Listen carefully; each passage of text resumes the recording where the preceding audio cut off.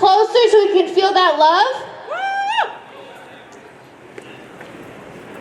So we're here today to confront these Amazon executives who have been on a firing spree, who've been trying in every tool they have in their toolkit to crush the Amazon labor union.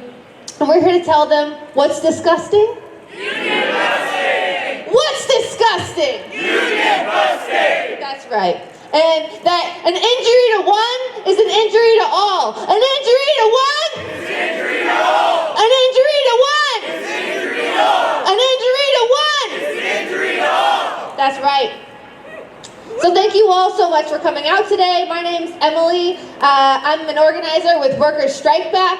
And we are here today, with other members of the labor movement, and most importantly, with workers from KCVG who are here to say, stop your union busting to Andy Jassy. All of us here today, we know how urgent it is that working class people and youth join together to fight back against the vicious union busting, which has become the vile response of big business to Striketober and the brave unionization efforts across this country. And it's not just Amazon, right? They have a lot of good friends who also like to do a lot of union busting, right? Earlier this week, in response to 200 Starbucks workers who've been fired in retaliation and dozens of stores that have been closed by Howard Schultz, there was a show of force outside of their headquarters down in Soto. We've also seen, of course, Chipotle with their illegal retaliation, Apple, supposedly another one of these so-called nice corporations, illegally spied on and threatened workers to pressure them to withdraw their request for a union vote. Trader Joe's closing stores rather than granting a union. Elon Musk, the other richest guy in the world, threatening Tesla workers. But also, this year, we saw the federal government, both Republicans and Democrats, and even self-identified socialists in Congress that voted to break the rail strike, denying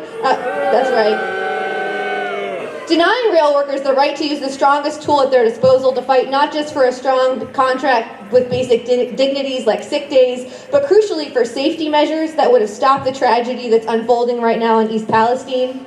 But of course, we're all here because of these guys.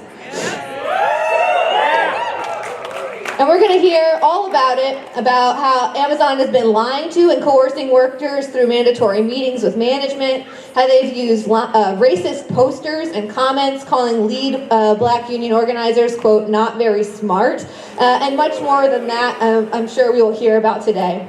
But it's not just all bad, right? We are here to talk about the fighting response that's necessary to counter this union busting. In the face of billionaires and billion-dollar companies sparing no expense and no tactic to threaten workers, in the face of union busting that seeks to force workers to continue working for poverty wages and dangerous conditions, which in turn endanger our communities, what is the proper response? We can't wait for months and years for the NLRB to resolve this for us. We cannot wait for CEOs who are literally incentivized and paid to put profits first to gain a conscience. We need a fighting lead. We need to match the determination of this army of bosses and their union-busting law firms with the ferocity of working-class solidarity and struggle.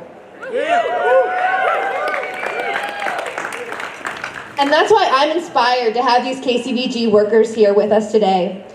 I'm proud to have these 4 workers who are part of unionizing Amazon's largest global air hub, where the vast majority of packages that come to your doors, that go to the businesses in this area, pass through their hands. 1 week ago, they launched their card collecting campaign with the Amazon Labor Union. That's the union that first handed Jeff Bezos his loss right at the JFK 8 facility nearly 1 year ago. And we're going to do it again. And since 1 week ago, they have faced an endless stream of attacks and intimidation. And what is our role? What is the role of all of us here today? How can we help, right? Workers Strike Back, through the work that we've done through our launch campaign, through donations for, I see all these awesome signs, has donated $8,000 directly to this effort. Worker Strike Back members have worked in their unions to pass strong solidarity resolutions. UAW 4121, which is UW academic workers, passed a resolution and donated $1,000 to their effort. The Northgate Education Association also passed a powerful solidarity resolution and donated $1,000. And we have several other unions, including ASME 2083, as well as UFCW 3000, that are discussing how they can bring forward a solidarity resolution, because we know an injury to one Is an injury to all. an injury to one. Is an injury to all.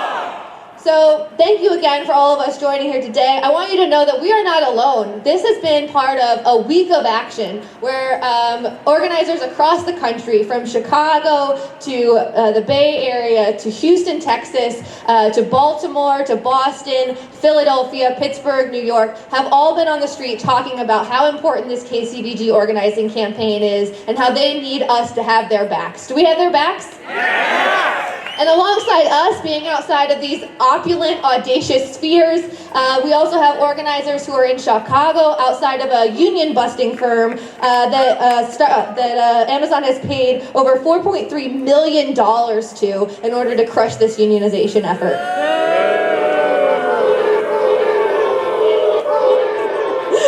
Jackson Lewis PC is doing Amazon's dirty work, and they're getting paid handsomely for it. But we're supposed to believe that they can't afford basic safety measures or stand-downs during a tornado or a fire in their facilities, which have been happening all across the country. But you didn't come here to hear from me. You came here to hear from these brave workers, and it is my honor to introduce them. I'm going to have them kind of come up as a group, but there's a couple of them are going to speak. So I want you to give a very warm welcome to Stephen Kelly, Braden Pierce, Edward Clark, and Chastity Pauley for coming all the way out from Kentucky.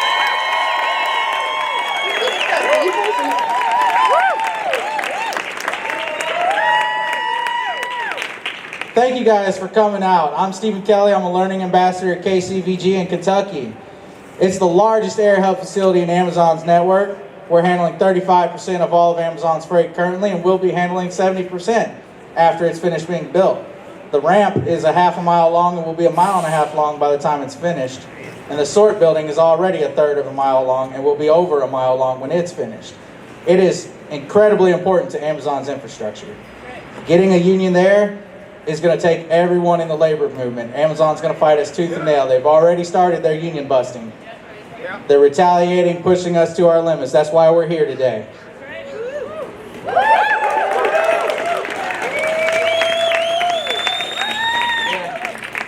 I have a speech prepared, so let me pull it up. We started our campaign in mid-October of last year. It started because Amazon refused to announce whether we would receive our yearly peak pay incentive for working longer hours and doing more work during peak. So we gathered, a group of us started the petition, gathered over 460 signatures in less than 2 weeks. That's right. We presented it to management, and management basically told us to fuck off. They didn't care. They told us we were going to work our hours, and then said because we presented the petition, we had to work mandatory extra time. So they couldn't afford $2 an hour for their workers, but could afford to pay them $300 extra every week. Yeah. They forced us to work long hours out in the cold with no breaks, no way to get warm when they take our vans, and they're firing people left and right. It's a sad day when we have a season known as firing season in a corporation. Because everybody knows right after peak ends, Amazon's going to lay everybody off they can to cut costs. That's right. Amazon is $1 billion company, and they get that money off the hard work and sweat of their workers. We're making them $1 billion a day, but we don't see any of that. That's why we're here. We're fighting for $30 an hour. It's a living wage everywhere. We're fighting for real time off. We deserve 180 hours of paid time off so we can live and really live and enjoy life. And we're fighting for union representation at disciplinary hearings because we don't have anything. We don't have anyone standing for us. That's why we all got to come together. We held our rally on March 18th, and they tried to shut it down, tried to push us off in the back corner. They kept our local supporters from coming in and told us our 2-foot by 2-foot table was a safety hazard. They did everything they could, but we're here today to show that we're not going to back down. We're not going to be intimidated, and we're going to fight for what's right. We're going to fight for our workers. It's going to take all of us, you guys. An injury to one is an injury to all. How you guys doing today? My name is Pierce. I'm also a learning ambassador out of KCVG. Now, being a learning ambassador is a lot of added responsibility. I'm expected to train managers as well as new hires that they just bring in off the street. I'm not paid any extra for this. I'm paid the same as the new hire that I'm teaching.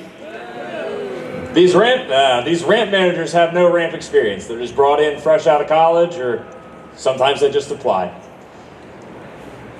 This union drive is very important. As Steve said, when this is finished, 75% of all Amazon freight will pass through this facility. We're here not just to show the Amazon employees and the managers, but also the whole world that the workers still hold the power, not the billionaires like Jeff Bezos. It'll take all of us. As Steve said, they already tried to shut down our rally a week ago today.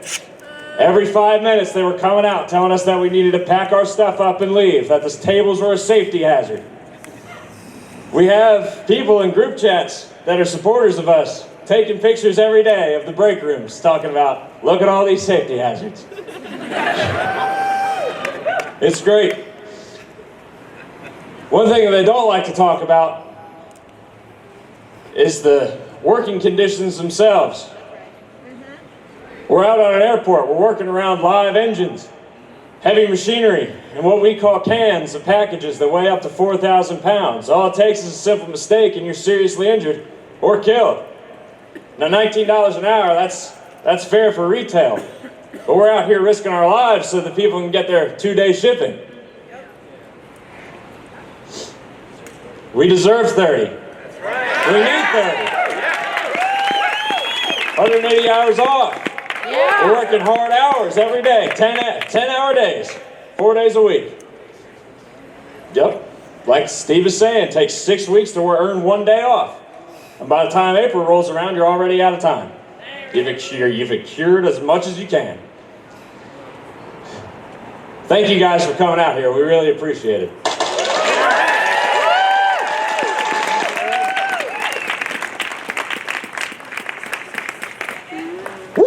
Hey, thanks for everybody coming out here today. Let's represent solidarity. What are we fighting for? $30 an hour. $30 an hour. What else are we fighting for?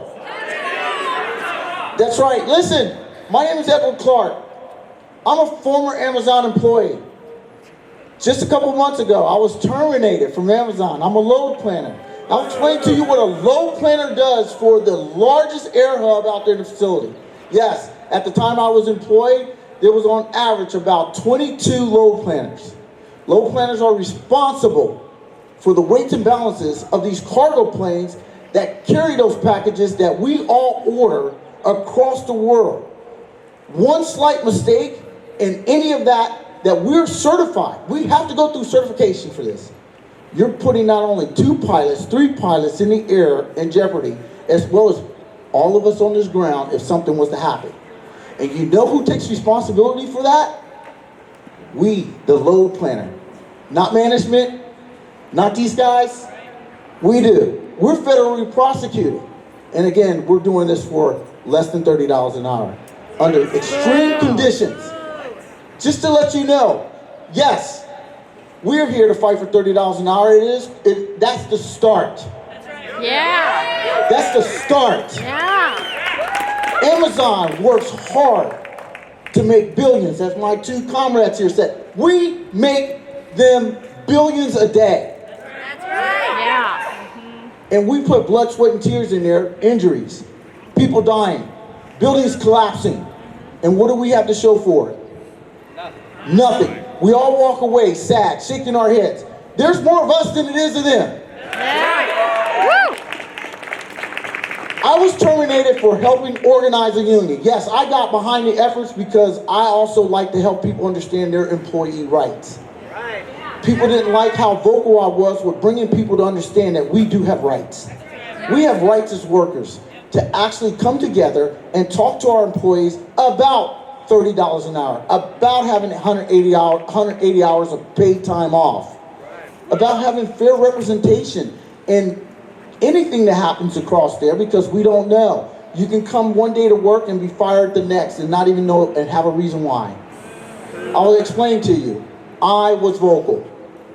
I was the first casualty. Why? Because they knew that I was a threat of helping organize a union in there. It was a technicality, nothing even atrocious. They fired me, said it was a category 1. Hey, I want the world to hear what a category 1 means. Violence, harassment, sex in the workplace. Let me tell you what I did. I was pouring into another associate who's been working for Amazon for 12 years, helping him build because he wanted to learn what I do. They said he was an untrained worker. Untrained, 12 years. Help me understand that. 12 years, untrained. Doesn't make sense, does it?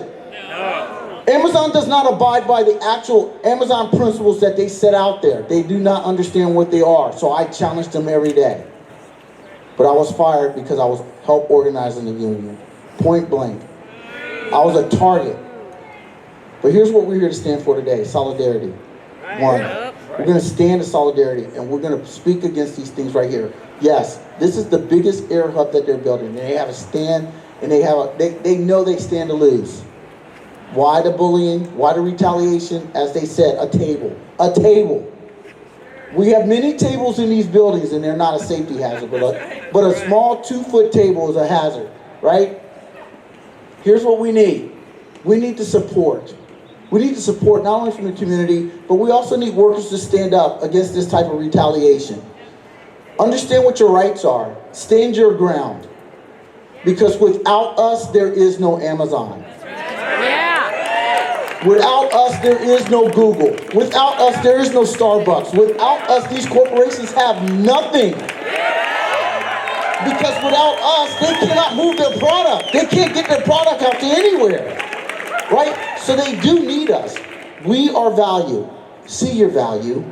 Please see your value. You are very valued. Know your value, know your worth. And what we're saying is that we need to be seen and heard as well. And that's what we're here to fight for. Yep. These very same things. We're going to fight for these things, and we're going to fight for the end. All right? We're going to bring a union at Amazon, and we're going to bring unions in other these corporations too as well. Yes. We see the fight, take the fight, and let's do it, and let's do what's right. Yes. Yeah. Again, what are we fighting for? 30 hours. Why are we fighting? Stop union busting. Yeah. That's right. Stop the union busting. How much is the union busting? Everywhere. Thousands of dollars. They pay all these people to come in to stop us from organizing. Here's the other thing I want you to understand. We're not third party. How is a third party, the people that work for them become third party? Yeah. Think about this. You work for them. You speak to them about what you want. Now you're a third party. Are they talking in third person? I mean, you are not third party. You are the people that do the job. We're not a third party. We are a union. A union is solidarity. That means we all come together to speak and organize and fight for what's right together. We're not third party. So the delusional aspect of them saying we're third party, question. Look around and say, where are they? You're not third party. You are the union. Yeah. So never let them unionize or union bust you saying you're third party. You are the party. You are the union. Right?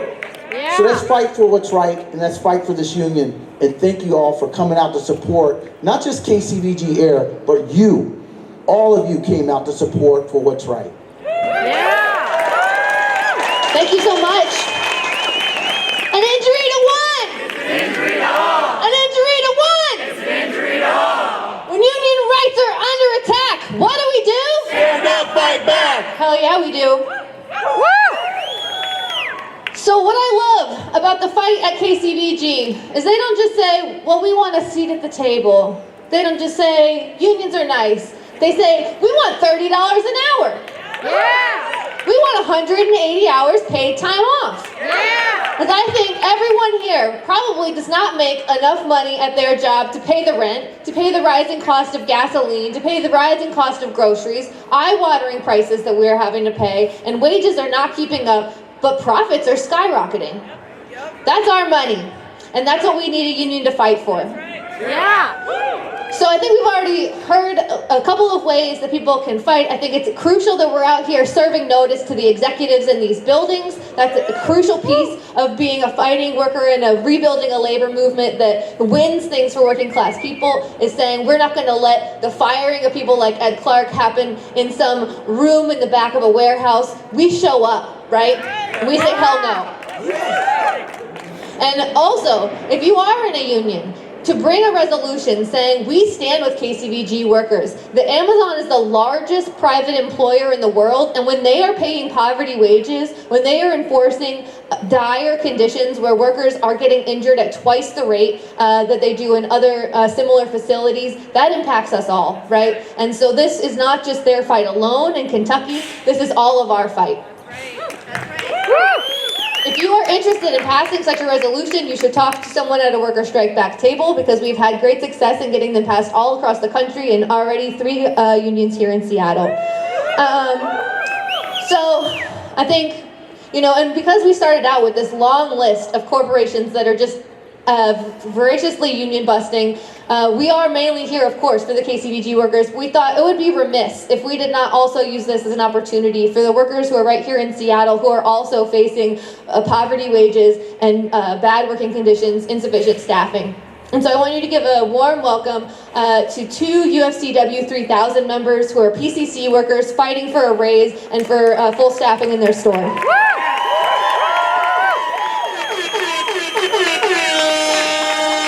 Thank you so much.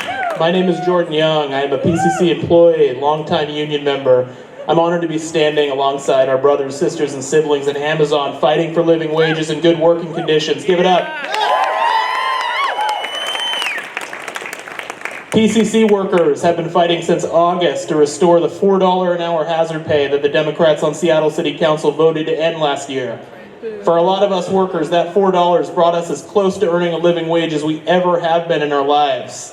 In the face of historic inflation and rising cost of living, this was a major aid to thousands of workers across this city, and then just like that, it was voted away. Unlike other grocery chains in the region, PCC's union contracts have always been organized independently from the other chains in the region. Our previous contract was ratified in the summer of 2021 before inflation had really hit. The other grocery stores in the region ratified their most recent contract in the fall of 2022 after inflation had already peaked. This has led to a situation where our wages are drastically behind our peers in competing chains, which has put us in a really tough spot. Our own union, UFCW 3000, unfortunately did not show up in city council chambers in an attempt to stop this repeal vote from happening. They did not organize groups of grocery workers to testify what it would mean for them to lose $4 an hour worth of pay. They did not dispatch union reps or leadership to lobby city council members against this. You know who did show up on behalf of grocery workers? City council member Shama Sawan and organizers from Socialist Alternative. After the repeal, it was us, PCC workers, that put together a petition which garnered over 600 signatures demanding no cuts in pay, maintaining paid quarantine pay of 10 paid days off, and continued PPE provided for staff and customers.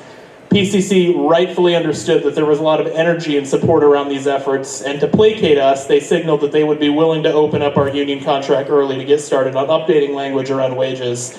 Our union was enthusiastic about this development, but after a few months of waiting, this unfortunately did not come to pass.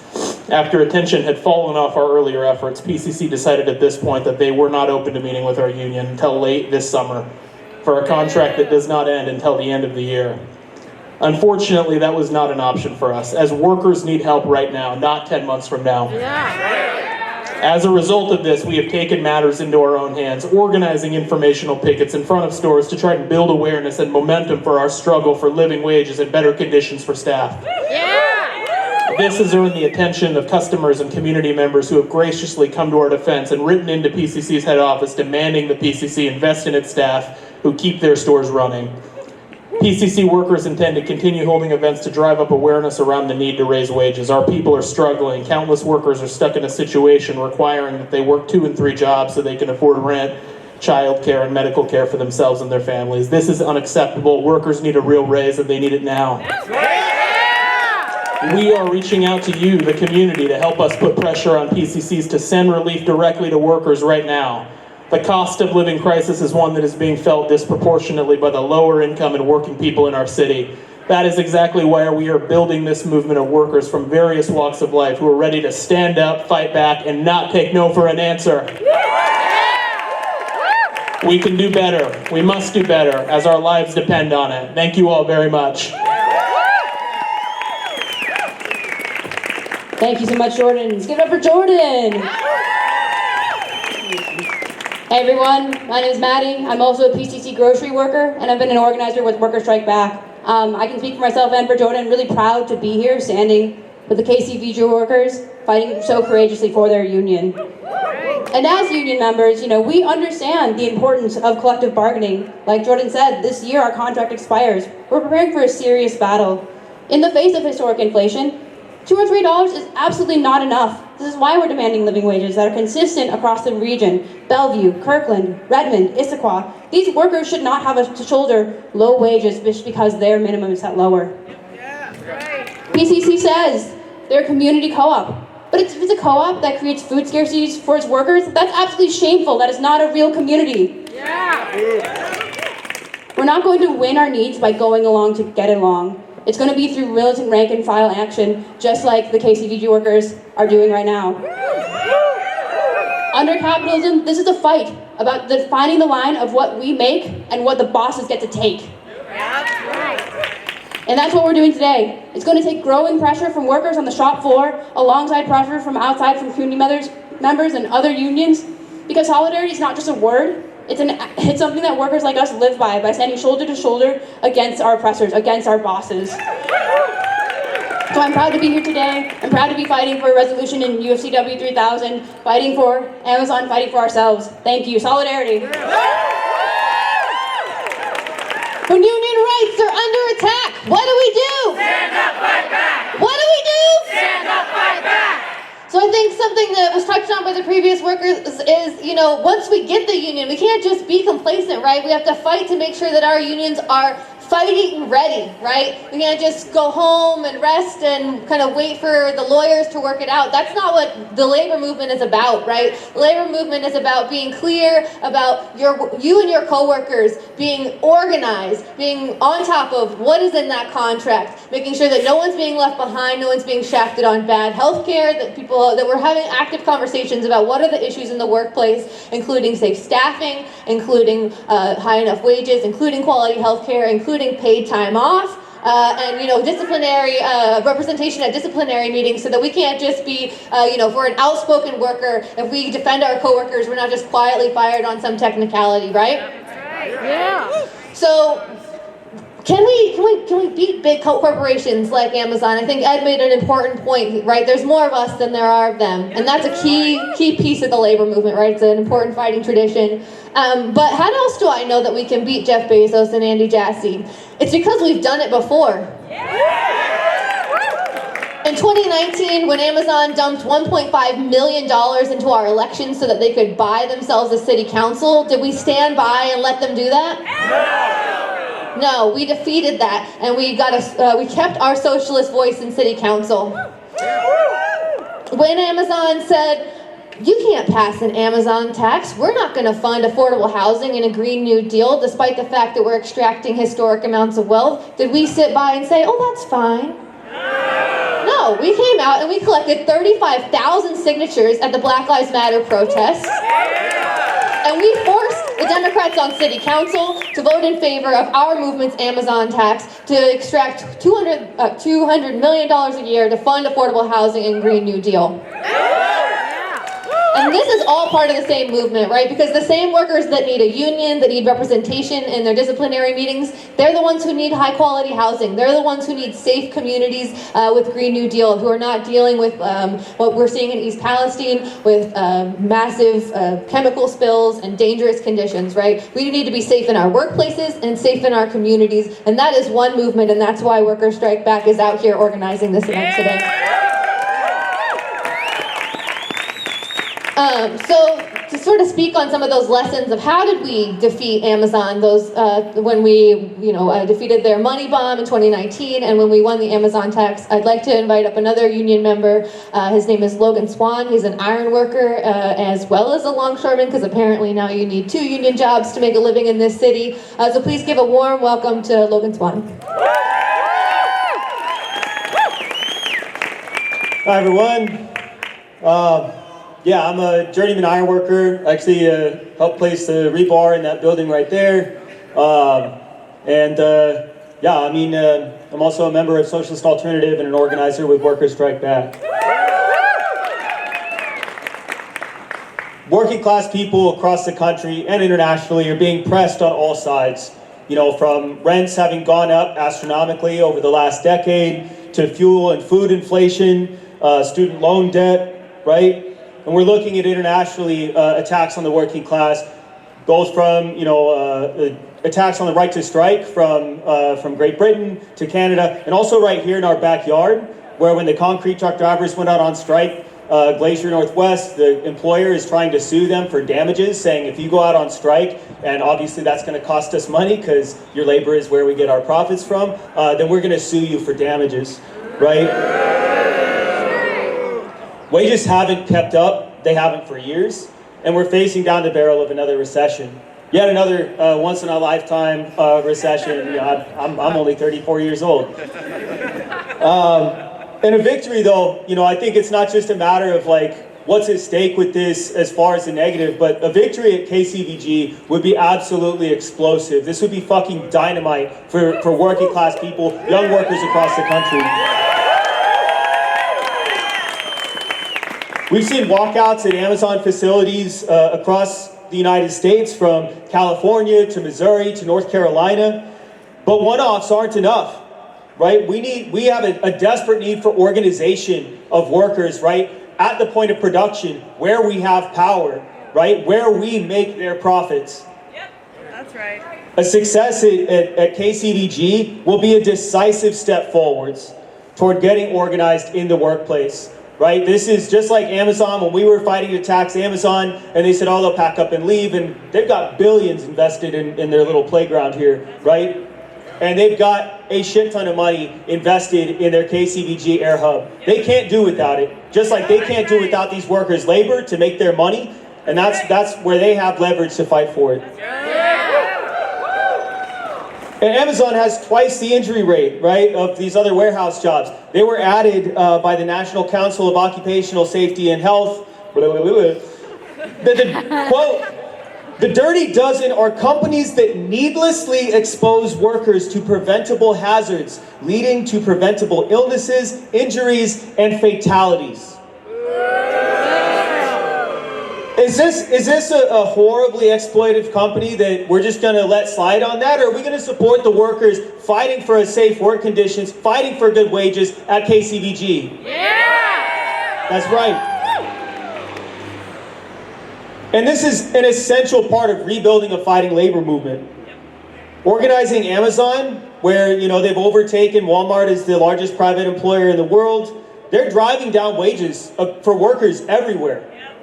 By paying less than 30, by having these people not get breaks and have to piss in fucking bottles, that drives down my conditions as an iron worker, my conditions when I'm working on the docks. And you know what I get as a unionized dock worker? I'm handling cargo just like them. I handle the cargo that comes from China, it goes to your guys' warehouses, and then you send it out to people's doors. I do the same fucking job as these guys. I get 2 30-minute paid breaks because I have a union. I have an hour paid lunch break because I have a union. I make over $30 an hour because I have a fucking union. I'm no better than these guys. I'm no more skilled than these guys. I have a union. That's the key difference. And I want them to have that too. And I'm going to fight like hell for it. Are you guys going to fight like hell for it? Yeah! That's fucking right. And a victory there, workers across the country are going to be, they're going to be looking at this like, we could do that too. We can do that. Who are those guys? Who are they organizing with? I want to be a part of that. I want $30 an hour. Yeah. And yeah, like Emily said, I know that we can beat these guys. I've stood here before in the fight to tax Amazon. I've stood right here. This was the last time that I spoke out front of this, and we won that. Yeah. And we need this confidence that we can fight and win, just like we had from the 15 Now victory that we fought for and won here, and that spread across the country. We need that confidence among working people if we're going to mount a serious fight back against the crises that the bosses are trying to put on the backs of working families. We need the labor movement to throw its weight entirely behind these KCVG workers. Right now, the rubber's meeting the road at KCVG. In Kentucky, right? We're all the way over here in Seattle, and you guys all turned out. We're following this. Workers across the country are following this. Yeah. And I appeal to all of my sisters, my brothers, my siblings in the labor movement, in unions, out of unions, that we need to energetically support the KCVG union drive because it is our fight. Just like the fight of my brothers and sisters in Teamsters 174 against Glacier, that's my fucking fight. This is my fucking fight. That's what solidarity is. Because when we fight, we can win. When we fight, we win. When we fight, we win. Solidarity.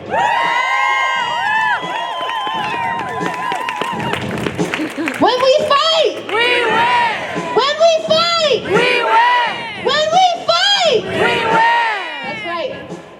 So, I think we have really illustrated today the interconnectivity of the fights, whether you're a grocery worker, whether you're a barista, whether you work on the docks or you work at KCVG. And that is a united fighting labor movement. And that is how we're going to make a change in this country, right? How we're going to stop the union busting against, private corporations, but also fight the union busting that stopped us from winning a strong rail contract that would have stopped tragedies like we saw in East Palestine. And I do want to invite everyone here, if you are interested in getting organized, if you're interested in learning the lessons of how do we pass a resolution supporting these workers, how do we bring this fight forward, to join Worker Strike Back on Monday, April 3rd at 6 p.m. at UW Alder Hall. If you didn't get one of these brightly colored leaflets, there are several tables in the back where you can get one. But we need, not just rallies like this, right? But we need to sit down and talk to one another and learn the lessons of these struggles and say, how can I bring that into my workplace? How can I talk to my coworkers and get them involved? Because they're not passive, they're not complacent, they're tired, right? They're underpaid. They're trying to figure out how they're going to get childcare when their schools are being shut down. But we can bring our coworkers, our neighbors, our friends into this struggle, but we have to talk about what are the key lessons, right? And if there's anyone who has drawn multiple lessons from countless fights and countless victories, right, in this city, it's Socialist City Council member Shama Sawant. And I want you to give her a warm welcome when she comes up to give her support to the KCVG workers and their fight, because she'd also joined them last week, and she's proud to have them in our backyard today to fight back against Andy Jassy and Jeff Bezos.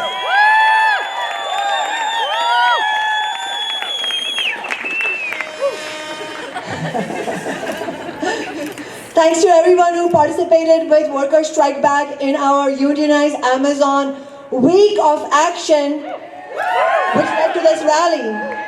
Worker Strike Back activists in cities around the country have been organizing in solidarity with Kentucky workers in their historic fight. Major corporations made huge profits off easy money policies over many years on our dime. The gambling of the billionaires has led to a series of bubbles, from crypto to commercial real estate to big tech adventurism, and these bubbles are now bursting. And once again, as the ongoing crisis of capitalism comes to the fore, the Federal Reserve, the Biden administration, and all the institutions of capitalism are bailing out the billionaires and the multimillionaires at the expense of the working class. The same billionaires who became trillions of dollars richer during the pandemic, while the working class had the floor pulled from under our feet. And by the way, did you hear about Democratic Party Governor Gavin Newsom? You know who this guy is? He's the governor of California. He was cheering the bailout of Silicon Valley Bank, saying Biden was doing the right thing for the society and all that. Turns out, this guy had funds, money from 3 wineries that he owns in that bank. Not 1, not 2, but 3 wineries. So nice for these rich guys who say that they represent ordinary people. All of this is class war against the working class and the poor. In fact, the cost of living crisis for us has become so acute that 64% of Americans, nearly 2/3, are being forced to live paycheck to paycheck. Workers have no choice but to fight back against this class warfare by the elite. Step number 1 is for us to have a union in our workplace. That's why at Workers Strike Back we say, unionize Amazon and every workplace. The Kentucky workers who are organizing with Amazon Labor Union know that the only way to win real improvements in their conditions is to have a union. That's why they are demanding $30 an hour, 180 hours paid time off, and union representation at disciplinary hearings. And in response to these reasonable demands, you've already heard from the workers themselves, they are being met with intimidation, retaliation, and a belligerent assault by the Amazon bosses. Amazon has fired workers like Ed Clark, and as Ed correctly said, it's not because of this or that thing that he did. They fired him because he was unionizing. And even more importantly, Ed was targeted not just because he was unionizing, but because he is organizing his fellow workers to unionize. Workers in Seattle, as Emily said, we know something about the belligerence of Jeff Bezos and Amazon executives. When our movement campaigned in 2018 for an Amazon tax to fund affordable housing, Amazon and Bezos attempted extortion. They said, if you pass this tax, we'll halt construction of our new tower and move thousands of jobs. And you know, that also exposed the real loyalties of the Democratic politicians who immediately capitulated and repealed the tax less than a month after we had won it. After 2018, Amazon then went all out to buy the city council and defeat our socialist council office in 2019, spending an unprecedented $1.4 million on the election. But we organized and defeated them. Then we relaunched the Tax Amazon movement in 2020.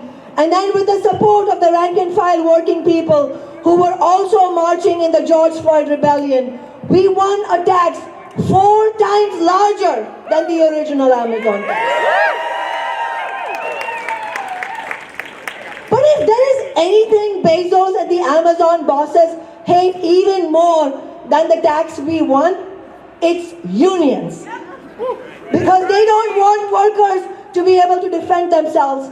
They want a total dictatorship over the workplace where all workers' actions are closely monitored and workers are afraid to speak up. But this is not unique to Amazon. Bosses everywhere don't want workers to be able to defend themselves. And the only way for us to stand up against them is to collectively unionize or organize around a militant fighting strategy. That's why we have launched Workers Strike Back. Because it's not that only we need unions, we also need to rebuild the fighting labor movement. It's unfortunately no accident that unions have been on the defensive for decades, such that only 11% of workplaces today are unionized. A primary reason for this is the failed ideas of business unionism.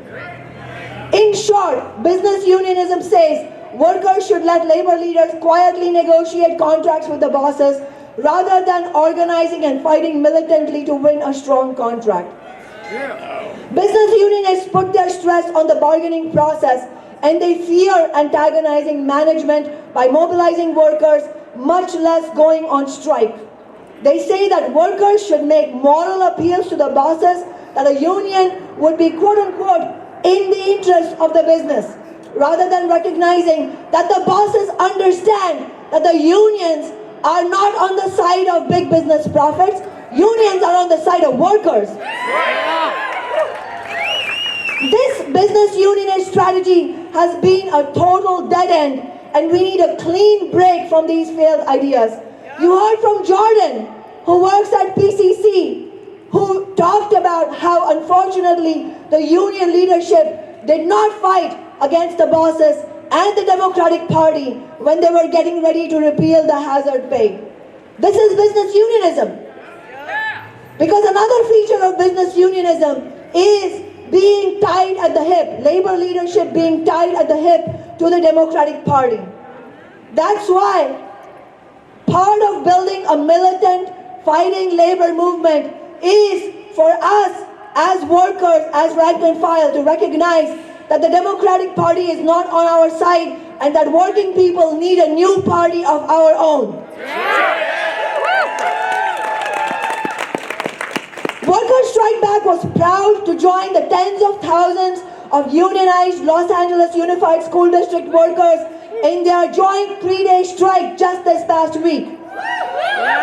This was a brilliant example of workers going on a unified strike. Classroom assistants, bus drivers, special education assistants, custodians, teachers, other instructional staff, mental health staff, everyone together on strike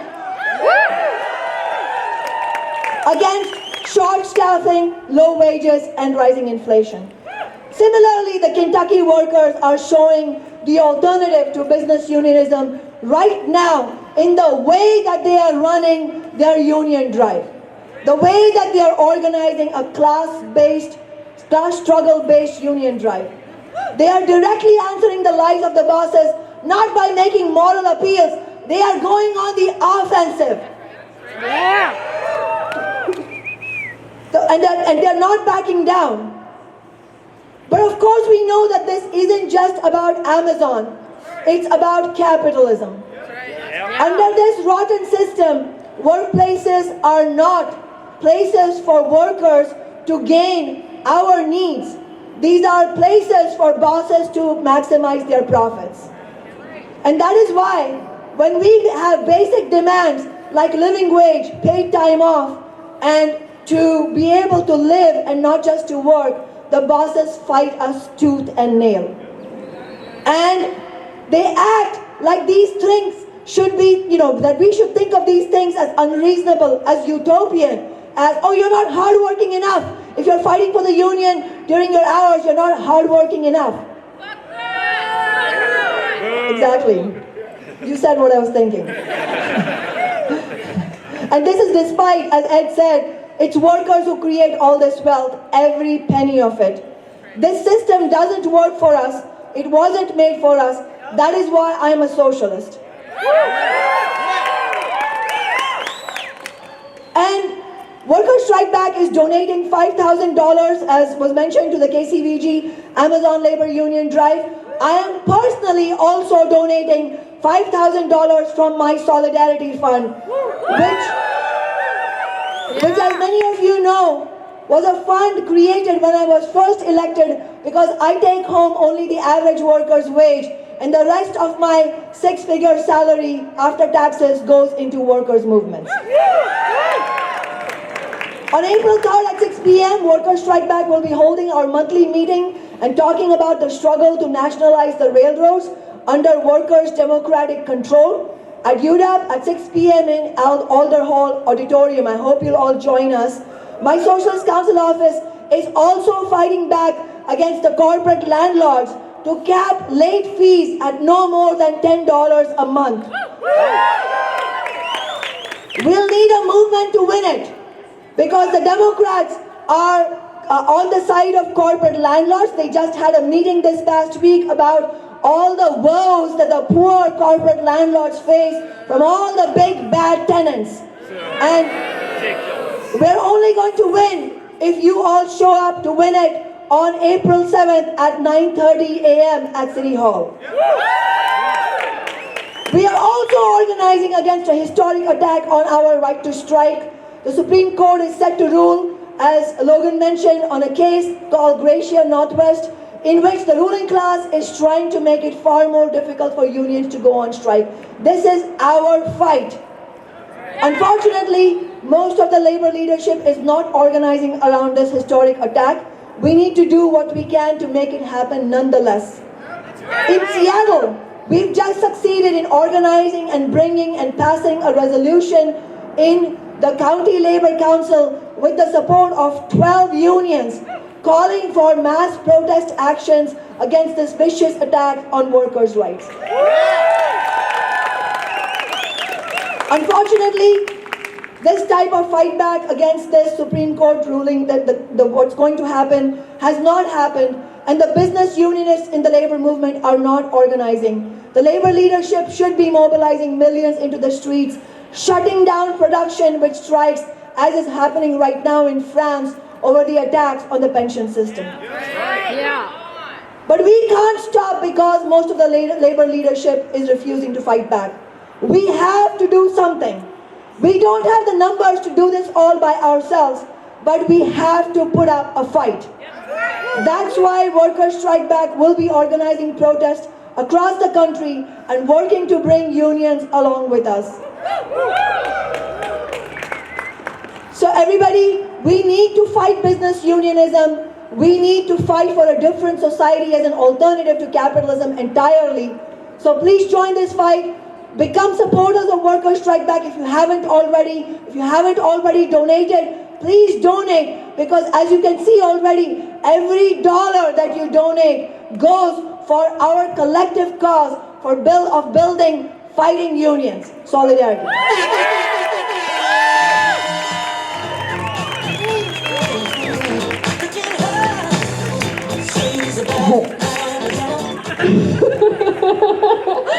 Thank you so much, Shama, and thank all of you for coming out. And I hope it's it's crystal clear that this is just the beginning, right? That these workers, they came here today to confront these executives who have been calling the shots on union busting. But on Monday, they have to go right back to working 10-hour shifts and to collecting union cards from their thousands of coworkers. And are we going to have their back?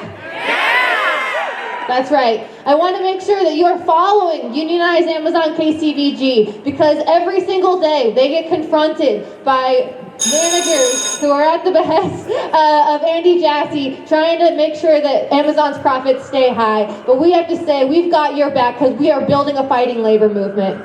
And I really want to encourage everyone to stop at the tables on their way out, because on top of, the meeting that's happening on April 3rd that I hope everyone can make it to, there's also, I think importantly, staying on top of literature and material. There's some pamphlets on what makes a good union, how to organize your workplace, how to win your first contract. These are essential lessons for rebuilding a fighting labor movement, and I hope to see all of you in the future coming events, including defending the right to strike and fighting to nationalize the railroads under democratic public ownership. So I'm going to commit a rally cardinal sin, and it's going to be to try to get a chant that you may not already know, but I think it's a really good one. So I'm going to say, union power on the rise, and you're going to say, now's the time to organize. So, union power on the rise! Now's the time to organize! Union power on the rise! Now's the time to organize! Union power on the rise! Now's the time to organize! Solidarity.